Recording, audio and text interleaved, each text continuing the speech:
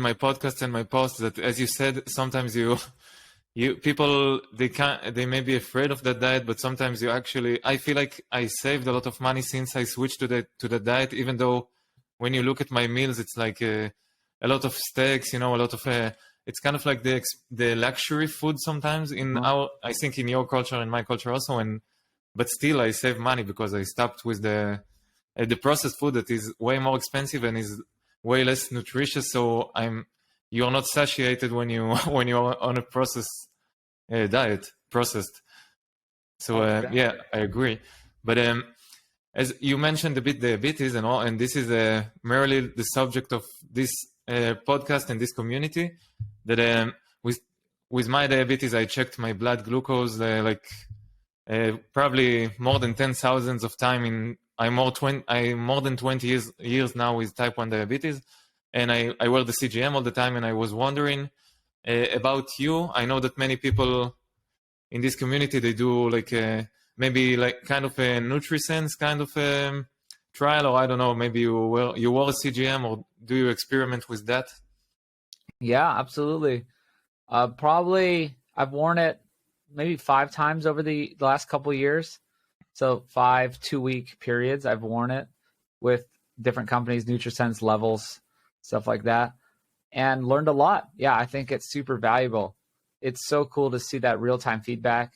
I've done lots of different experiments and found that a lot of what I thought was true and what I read about, in the literature, and then what people talk about kind of online, does turn out to be true, that there's a huge difference in like the whole foods versus the processed foods. Like when we're talking about carbs, right? It's very obvious. If you just eat protein and fat, your blood sugar does not go up. It's, it is very stable, very level like that. But yeah, I just was looking at different things about the more processed the food is, the more processed the carbs are, the higher the blood sugar response. I was messing around with other techniques. I don't know if you get into these sort of nuances of like ways to make it have a lower blood sugar response. So if you were to eat some fruit, maybe it would rise a little bit, or, not like a crazy, like if you're just eat pure sugar, but you could do things like work out before or after, or take a walk, and do stuff like that. And it'll lower the response, because your body, can soak up and use that glucose. Or even the meal timing, right? Eating the carbs last if you're going to eat the carbs, or eating it with the fat and protein instead of just eating by yourself. Like you never want to just eat carbs by themselves. That'll just give you like a really high spike. So I'm kind of interested in checking those things out with the CGM. Yeah, that's a great advice. I know it's cool that you know it. Like I thought like only diabetics know these hacks, but it's cool that you're aware of that. Like many times I find myself I can eat fruits. Although I was starting my low carb journey with the Dr. Berenstein diet, like that. Mm-hmm.